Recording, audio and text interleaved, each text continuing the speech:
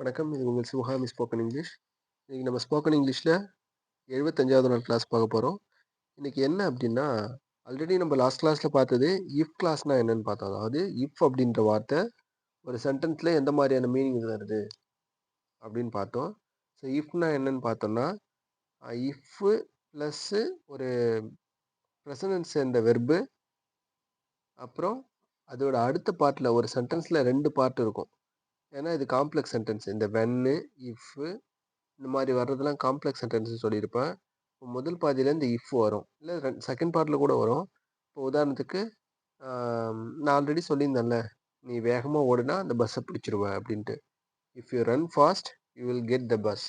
You will get the bus. அப்போ முதல் டைம்ல வந்து இஃப் யூ ரன் ஃபாஸ்ட் அப்படின்னு இருக்கு. இஃப் யூ ரன் அப்போ யூ ரன் ஃபாஸ்ட்னா நீ வேகமாக ஓடுற. இஃப் யூ ரன் ஃபாஸ்ட்னா நீ வேகமாக ஓடுனா. இஃப் யூ ஸ்டடி வெல் அப்படின்னா நீ நல்லா படிச்ச. If you right the exam well நீ நல்லா எக்ஸாம் எழுதுனா. If you play cricket the well sorry if you play cricket well நீ கிரிக்கெட் நல்லா விளையாண்டா. அப்போ ஒரு செயலை செஞ்சா அதோட ரிசல்ட் வந்து ஃபியூச்சர்ல இப்படி இருக்கும் அப்படின்னு சொல்லும் போதெல்லாம் வந்து நமக்கு வந்து இஃப் யூஸ் ஆகும் அப்படின்னு சொல்லியிருந்தேன். சரியா? ஸோ இப்போ வந்து இந்த இஃப் கிளாஸே வந்து இன்னும் ஒரு இப்போ ஃபர்ஸ்ட் டைப்ல வந்து இஃபோட ஒரு ப்ரெசன்டென்ஸ் வெர்பு சேர்ந்து வரும். அதுக்கு அடுத்த பார்ட்டில் சென்டென்ஸோட இன்னொரு பார்ட்டில் வில்லோ இல்லை ஷல்லோ வரும்னு பார்த்தோம். சரிங்களா? அதாவது இப்போ நடக்கிற செயல் இதோட ரிசல்ட் வந்து ஃபியூச்சரில் தெரியும் அப்படின்ற பட்சத்தில் இந்த மாதிரியான நம்ம இஃப் ப்ளஸ் ப்ரெசன்டென்ஸ் வெர்பு அதுக்கு அடுத்த பார்ட்டில் ஒரு சென்டென்ஸோட இன்னொரு பார்ட்டில் வில்லோ இல்லை ஷல்லோ வரும் அப்படின்னு பார்த்தோம். இப்போ ரெண்டாவதாக சொல்ல போகிறது என்னென்னா, இஃப் கூட ஹேடு வந்துச்சுன்னா அதோட சென்டென்ஸ் இன்னொரு பார்ட் வந்து வுட் வர மாதிரியான வார்த்தைகளும் அது எப்படி பயன்படுது அப்படின்றதெல்லாம் இன்னைக்கு நம்ம கிளாஸ் பார்க்க போகிறோம். சரிங்களா? இஃபோட ஹேட் சேர்ந்து வரும்போது ஒரு சென்டென்ஸோட இந்த காம்ப்ளெக்ஸ் சென்டென்ஸில் 2 பார்ட் இருக்குன்னு சொன்னேன். காம்ப்ளெக்ஸ் சென்டென்ஸ்னாலே தமிழில் கலவை வாக்கியம் அப்படின்னு அர்த்தம். சரிங்களா? தமிழ் இலக்கணத்தில் வந்து தனி வாக்கியம், தொடர் வாக்கியம், கூட்டு வாக்கியம் இல்லைன்னா கலவை வாக்கியம் சொல்லுவாங்க. இந்த கலவை வாக்கியத்தில் வந்து ஒரு பார்ட் அதாவது இந்த சென்டென்ஸோட ஒரு பார்ட் வந்து இன்கம்ப்ளீட் ஆக்கியும் அதாவது முழுமையான அர்த்தத்தை தந்தும் இன்னொரு பார்ட் முழுமையான அர்த்தத்தை தராமலும் இருக்கும்போது இதை கலவை வாக்கியம் நம்ம சொல்லுவோம். இதெல்லாம் டிஎன்பிஎஸ்சி கொஸ்டின் நீங்கள் உதாரணத்துக்கு நிறைய பார்ப்பீங்க. சரிங்களா? ஸோ அப்போ இந்த மாதிரியான ஃபார்மேட்டில் வரதெல்லாம் நம்ம கலவை வாக்கியம் காம்ப்ளெக்ஸ் சென்டென்ஸ்னு இங்கிலீஷில் சொல்லுவோம். ஸோ இப்போ இதில் இஃபோட ஹேட் சேர்ந்து வந்துச்சுன்னா அதோட இன்னொரு பார்ட் வந்து வுட் வரும். சரிங்களா? இது ஃபார்மேட் எப்போ யூஸ் ஆகுது அப்படின்னு பார்த்தோம்னா, நான் கடந்த காலத்துல ஒரு செயலை செஞ்சிருந்தா அப்படின்னு சொல்லும் போதெல்லாம். சரிங்களா? இப்போ நீ வேகமா ஓடுனா நீ அந்த பஸ்ஸை பிடிச்சிருவ அப்படின்னு சொல்றாங்க. நீ வேகமா ஓடுனா அந்த பஸ்ஸை பிடிச்சிருவேன்னு சொல்றாங்க. இது இஃபோட பிளஸ் ப்ரெசன்டென்ஸ் வெர்ப் வர ஃபார்மேட். சரிங்களா? ஆனா இன்னொரு கண்டென்ஸ் இப்போ இந்த கேஸ்ல இஃபோட ஹேட் சேர்ந்து வர கேஸ்ல எப்படி வரும்? நான் வேகமா ஓடல அதனால பஸ்ஸை பிடிக்கல. If I hadn't run fast so I could not catch the bus அப்படின்னு வந்துடும். ரெண்டு பக்கமும் பாஸ்ட் குறிக்கக்கூடிய வார்த்தைகள் வந்துடும். If plus had plus past tense சென்டென்ஸோட முதல் பார்ட்டு அதோட இன்னொரு பார்ட்லையும் வுட்டோட வுட் அப்படின்ற பாஸ்ட் டென்ஸ் வச்சு செஞ்சு வரும். சரிங்களா? இப்போ ஃபர்ஸ்ட் வந்து if you run fast you will get the bus. நீ வேகமாக ஓடுனா அந்த பஸ்ஸை பிடிச்சிருவ. இது வந்து முதல் சென்டென்ஸ் நம்ம பார்த்தோம். இப்போ ரெண்டாவது சென்டென்ஸ் வந்து if I had money I would buy that car. இங்க பாருங்களேன்.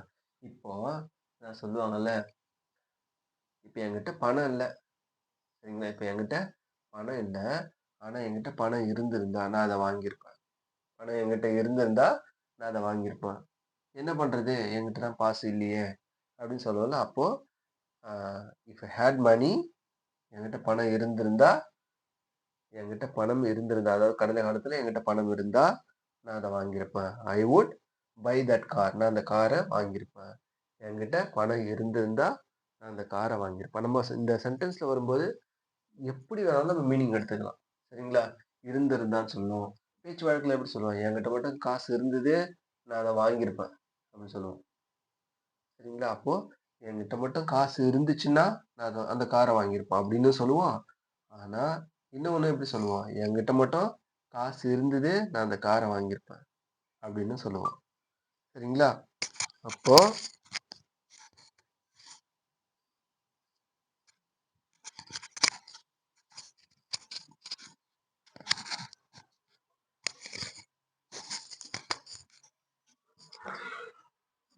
அப்போ இப்போ அர்த்தம் புரியுதா? இஃப்போட பிரசனன்ஸ் சேர்ந்து வர்றதுக்கும், இஃப்போட அதாவது இஃப் பிளஸ் பிரசனன்ஸ் இல்ல இஃப்போட ஹேட் ஒரு சப்ஜெக்ட்டோட ஹேட் சேர்ந்து வர்றதுக்கும் வித்தியாசம் புரியுதா உங்களுக்கு? கடந்த காலத்துல ஒரு செயல் நடக்கல. அத நடந்த மாரி நம்ம யோசிப்போம்ல. என்கிட்ட காசு இல்ல. அதனால நான் வாங்கல. If I had some money if I had some money I would buy that car. என்கிட்ட காசு இருந்ததுன்னா, நான் அத வாங்கியிருப்பேன். பட் என் காசு இல்ல. அதனால வாங்கல. அவ்வளோதான். சரிங்களா? இப்ப ஹேட் அப்படின்றது வந்து மீனிங் என்ன அப்படின்னு பார்ப்போம். ஹேவோட பாஸ்ட் டென்ஸ் தான் ஹேட். ஹேவ்னா என்ன அர்த்தம்? வைத்திருக்கிறேன், கொண்டிருக்கிறேன், பெற்றிருக்கிறேன் அப்படின்ற கொண்டிருத்தல், பெற்றிருத்தல், வச்சிருக்கிறேன். என்கிட்ட ஒரு கார் இருக்கு. என்கிட்ட நான் ஒரு கார் வச்சிருக்கேன். என்கிட்ட கொஞ்சம் பேனா இருக்கு. என்கிட்ட கொஞ்சம் பென்சில் இருக்கு. அப்போ வைத்திருக்கிறேன், பெற்றிருக்கிறேன், கொண்டிருக்கிறேன் அப்படின்னு சொல்லும்போதெல்லாம் ஹேவ் வந்து யூஸ் ஆகும். இதே மாரி இந்த ஹேவோட பாஸ்ட் டென்ஸ் ஹேட் எப்போ யூஸ் ஆகும் அப்படின்னா,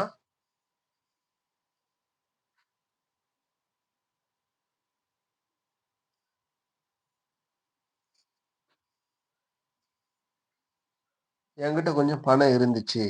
நான் கொஞ்சம் கார் வச்சிருந்தேன். நான் ஒரு கார் வச்சிருந்தேன். நான் ஒரு கார் வச்சிருந்தேன். நான் கொஞ்சம் பேனா வச்சிருந்தேன்.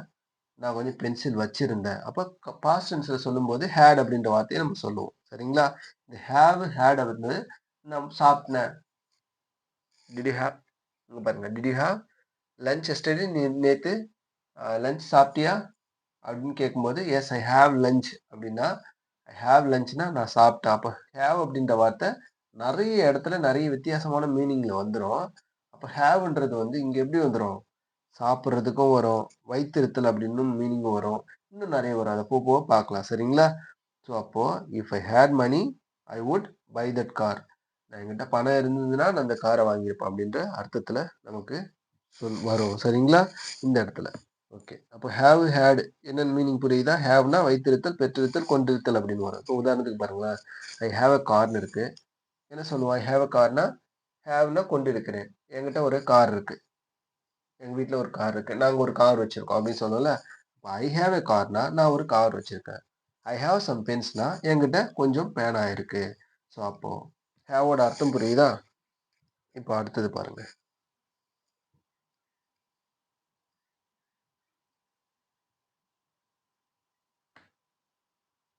பாருங்க.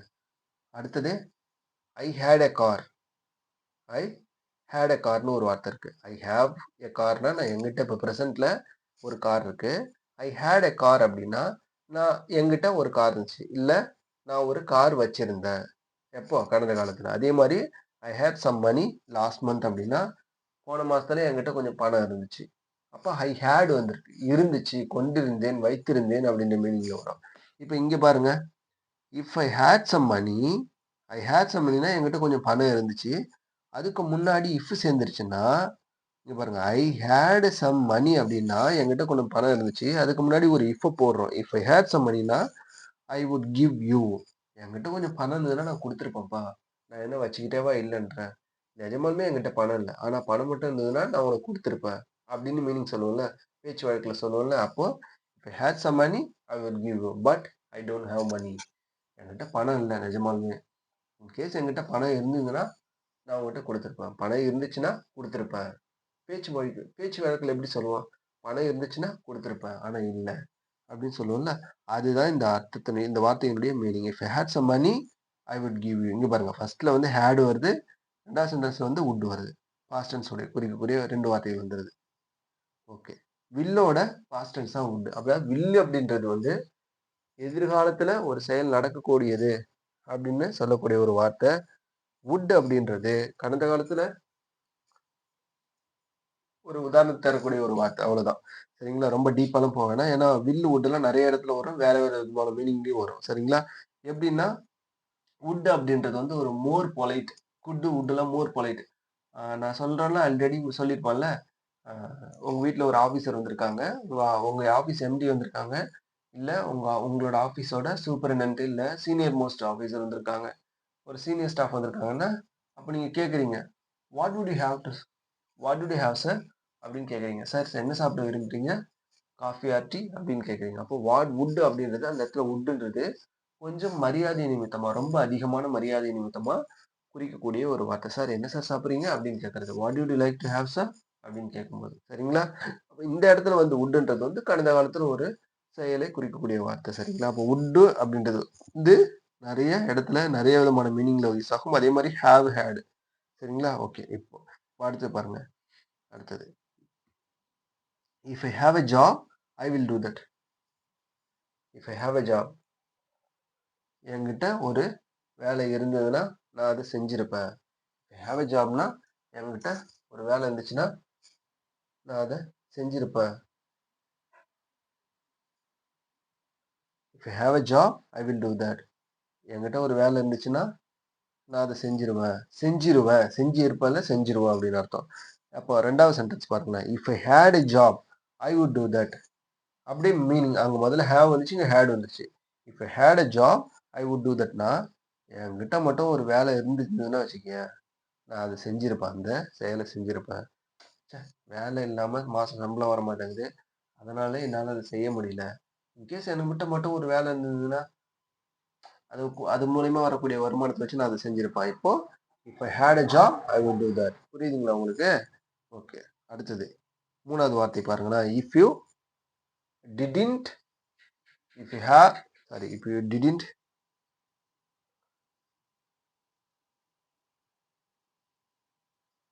ஒரு நிமிஷம் இருங்க. இத எப்படி if you didn't have a job, don't வராது இந்த இடத்துல. இஃப் யூ ஏன்னா 2மே பாஸ்ட் டென்ஸா தான் வரணும். அப்போ முதல் பார்ட்ல டிட்ன்ட் வந்தது. 2வது பார்ட்ல வுட் வரணும். அப்போ இது 3வது case. If you didn't have a job, what would you do? இப்போ இது வந்து கொஸ்டினா கேட்கிறோம். If you didn't have a job, what would you டூடா? வாட் வுட் யூ டூடா? அப்படின்னு கேட்கிறோம். அ சும்மா வேலை வச்சிருக்க வேலை உங்களுக்கு எனக்கு வேலை கிடைச்சிச்சுன்னு சொல்லிட்டு ரொம்ப ஓவரா அ அலட்டிக்கிற, சீன் போட்டுக்கிற. ஒரு வேளை உனக்கு மட்டும் அந்த டைம்ல வேலை கிடைக்கல, வேலை கிடைக்காம இருந்திருந்ததுன்னா, நீ என்ன பண்ணியிருப்ப? அப்படின்னு கேட்பாங்க தெரியுமா? அதுதான் இந்த சென்டென்ஸோட மீனிங். இப்போ உனக்கு கையில வேலை இருக்குன்னு சொல்லிட்டு ரொம்ப ஓவரா சீன் போட்டுக்கிற. ஒருவேளை உனக்கு அந்த டைம்ல வேலை கிடைக்காம நீ இருந்திருந்தன்னா, நீ என்ன பண்ணியிருப்ப? What would you do? If you don't have a job that டைம்ல if you don't have a job don't சொல்றேன் பாருங்க. If you didn't have a job, what would you do in that condition இல்ல in that case? அந்த மாதிரி சிச்சுவேஷன்ல in that situation what would you do if you don't have a job? Sorry, if you didn't have a job. If you didn't have a job, what would you do in that situation? உனக்கு இந்த மாதிரி ஒரு சிச்சுவேஷன்ல வேலை கிடைக்காம இருந்ததுன்னா நீ என்ன பண்ணியிருப்ப? இப்ப என்ன வேலை கிடைச்சிச்சுன்னு ரொம்ப பண்ற. ஆனா உனக்கு வேலை கிடைக்காம இருந்ததுன்னா, ஒரு வேளை நீ அப்ப என்ன பண்ணியிருப்ப? அப்படின்னு சொல்றது தான் இந்த வார்த்தை. எவ்வளவு அழகான வார்த்தை பாருங்க. நீ இப்போ வேலை இருக்கிறதால இப்படியெல்லாம் பேசுற. ஒருவேளை அப்போ உனக்கு வேலை எதுவும் இல்லன்னா, இல்ல கிடைச்சது இல்லன்னா, நீ என்னடா பண்ணியிருப்ப? மத்தவங்களோட சிச்சுவேஷன் நெனச்சு பார்க்கணும்ல. அப்படின்லாம் சொல்லுவாங்கல்ல. அதுதான் இந்த சென்டென்ஸ்க்கான வார்த்தை. சரிங்களா? ஓகே. இப்ப அடுத்தது. ஒரு சில உதாரணங்கள். சரிங்களா? அதே மாரி. I won't be happy. I won't be happy if they came here. இங்க பாருங்களேன். இஃப் தே கேம்னா வந்தாங்க. இஃப் தே கேம் ஹியர்னா, தே கேம் ஹியர்னா அவங்க இங்க வந்தாங்க அப்படின்னு அர்த்தம். தே கேம் ஹியர்னா அவங்க இங்க வந்தாங்க. இஃப் தே கேம் ஹியர்னா அவங்க இங்க வந்திருந்தாங்கன்னா, அவங்க எல்லாரும் இங்க வந்திருந்தாங்கன்னா, if they came here, I won't be happy. ச்சே! அவங்க எல்லாரும் இங்க வந்திருந்தாங்கன்னு வச்சுக்கங்களேன், எனக்கு சந்தோஷமே போயிருக்கும். நல்ல வேளை யாரும் வரல. அப்படின்னு சொல்லும்போது, இஃப் தே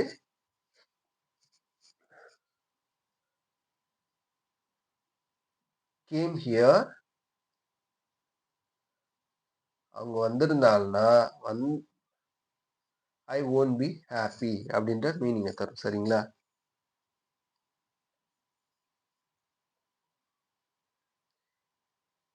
ஓகே. அடுத்த சென்டென்ஸ் பாருங்க. If I good if I could, I would help you. என்னால முடிஞ்சதுன்னா நிச்சயமா நான் உனக்கு உதவி செஞ்சிருப்பேன். பட் என்னால முடியல. நான் அதனால தான் உனக்கு உதவி செய்யல. அப்படின்னு நான் இதுக்கூடிய சொல்ற வார்த்தை சரிங்களா? இப்போ இஃப் ஐ குட் அப்படின்னா, இஃப் ஐ குட்னா அதான் பாஸ்ட் டென்ஸ். குட்ன்றது பாஸ்ட் டென்ஸ். கடந்த காலத்த சொல்லக்கூடிய வார்த்தை. அப்போ if I could I would help you. என்னால குட்னா கடந்த காலத்துல ஒரு செயல செஞ்ச முடியல. சாரி முடிஞ்சது அப்படின்ட்டு சொல்லக்கூடிய வார்த்தை. அப்போ இஃப் ஐ குட் அப்படின்னா, ஐ கேன் அப்படின்னா என்னால முடியும். ஐ குட்னா கடந்த காலத்துல என்னால முடிஞ்சது. அப்போ இஃப் ஐ குட் அப்படி வந்துச்சுன்னா, என்னால அந்த செயல செஞ்ச முடிஞ்சிருந்ததுன்னா, ஐ வுட் ஹெல்ப் யூ. நிச்சயமா நான் உனக்கு உதவி செஞ்சிருப்பேன். ஆனா என்னால முடியல. நான் அதனால உதவி செய்யல. அப்படின்ற மாரி மீனிங் வந்துரும். அடுத்த இந்த சென்டென்ஸ் பாருங்க. If you have some money if you sorry இந்த இடத்துல ஹேவ் வராது. If you had some money we could do that. நம்மகிட்ட கொஞ்சம் பணம் மட்டும் இருந்ததுன்னு வச்சுக்கயேன், நாம அத செஞ்சிருக்கலாம். நம்ம அத செஞ்சு முடிச்சிருக்கலாம். செஞ்சு முடிஞ்சிருக்கலாம். அப்படின்னு சொல்லுவாங்கல்ல. நம்மகிட்ட பணம் இல்லடா. அதனால தான் நம்ம அத செஞ்சு முடிக்க முடியல. நம்மளால அத செஞ்சு முடிக்க முடியல. So, if we had some money we could do that. நம்ம அத செஞ்சிருக்கலாம். இஃப் வி ஹேட் சம் மனினா நம்மகிட்ட மட்டும் பணம் இருந்ததுன்னா, நம்ம அத செஞ்சு முடிச்சிருக்கலாம் அப்படின்னு அர்த்தம். ஸோ, இதுதாங்க ரொம்ப இப்போ 2 டைப் நம்ம பார்த்தோம். இஃப்போட ப்ரெசென்ட் வெர்ப் வர மாரி, பிளஸ் இஃப்போட பாஸ்ட் டென்ஸ் வர பாருங்க. அந்த பாஸ்ட் டென்ஸ் வெர்ப் வந்து ஹேடா இருக்கலாம், குட்டா இருக்கலாம். எது வேணாலும் இருக்கலாம். சரிங்களா? ஸோ, அப்ப இதெல்லாம் ரொம்ப முக்கியம். இந்த கிளாஸ் வந்து ரொம்ப பிடிச்சிருக்கும்னு நெனைக்கிறேன். ஆ இன்னும் ஒரு 5 நாள், நம்ம இனிமேல் வரப்போற 5 நாளுமே அந்த ஃபுல் அண்ட் ஃபுல் ரிவிஷன் தான் நம்ம பார்க்க போறோம். ஸோ, தொடர்ந்து நம்மோட இணைந்திருங்க. நாளையிலேருந்து ஃபுல்லா ரிவிஷன். ஒரு 5 நாள் கிளாஸ் வந்து பார்த்துட்டு, அதோட நமக்கு வந்து கிளாஸ் முடியுது. இந்த ADS English spoken English class வந்து பேசிக் லெவல் வந்து முடியுது. அதுக்கு அடுத்தது வந்து நம்ம கிளாஸ்ல வந்து டிஎன்பிஎஸ்சி குரூப் 2 அண்ட் 2ஏக்கான full and full English grammar நம்ம கண்டக்ட் பண்ண போறோம். அதுவும் பிளஸ் வந்து செகண்ட் லெவல் ஸ்போக்கன் இங்கிலீஷ்ல ஒரு செகண்ட் லெவல், செகண்ட் ஸ்டேஜ் அடுத்தது கொண்டு போறோம். வித் பேசிக் கிராமரோட அடுத்த லெவல் கொண்டு போறோம். ஒரு 40 டேஸ் கிளாஸ். ஸோ அது கூட எல்லாருமே நம்ம தொடர்ந்து இணைஞ்சிருங்க. நிச்சயமா நம்ம வந்து ஒரு சூப்பரான ஒரு கோல ரீச் பண்ணலாம். சரிங்களா? உங்களுக்கு ஒண்ணு தெரியுமா? ஆ இந்த டைம் வந்து குரூப் 4 வந்து எக்ஸாம் நடந்துச்சு. அந்த எக்ஸாம்ல டஃப்பான கொஸ்டின்ஸ் அதாவது சிலபஸ தாண்டி வந்து நெறைய டஃப்பான கொஸ்டின்ஸ் வந்திருந்தது. சரிங்களா? ஆனா அப்பதான் புரிஞ்சுக்கிட்டோம். நெறைய பேர் இந்த தமிழ் இலக்கணத்துக்கே ஷார்ட்கட்லாம் சொல்லிக் குடுப்பாங்க. அப்போ இலக்கணத்துல எப்பவுமே ஷார்ட்கட் வச்சு படிக்கக்கூடாது. ஏன் அப்படின்னு கேட்டீங்கன்னா, நம்ம ஷார்ட்கட் வச்சு படிச்சோம்னா, அதோட ஃபவுண்டேஷன் நமக்கு தெரியாம ஷார்ட்கட் வச்சு படிச்சோம்னா, ஷார்ட்கட் வந்து ஏதோ ஒரு இடத்துல தான் யூஸ் ஆகும். ஆனா, நம்மளோட அடிப்படை தெரியாம ஒரு மொழிய ஈஸியா நம்ம கத்துக்க முடியாது. அப்படின்றத உணர்த்துனது அந்த எக்ஸாம். சரிங்களா? நெறைய தமிழ்ல வந்து சொற்கள் நெறைய இருக்கு. அது எந்த மொழியா இருந்தாலும், அதனோட கிராமர் பேசிக் ஃபவுண்டேஷன நம்ம கத்துக்கணும். அப்பதான் நம்ம ஈஸியா எழுதலாம், பேசலாம், என்ன வேணாலும் செய்யலாம். சரிங்களா? Without the foundation we cannot do anything. So, English grammar அப்படின்றது ரொம்ப, ரொம்ப, ரொம்ப முக்கியம். ஃபர்ஸ்ட்டு பேசிக் கத்துக்கங்க. அடுத்து பேச ஆரம்பிங்க. அடுத்து எழுத ஆரம்பிங்க. நீங்க கத்துக்கிறத மத்தவங்களுக்கு சொல்ல ஆரம்பிங்க. சரிங்களா? ஏதோ எனக்கு தெரிஞ்சத நான் உங்களுக்கு சொல்லிக் குடுக்குறேன். Okay bye. Tomorrow will meet.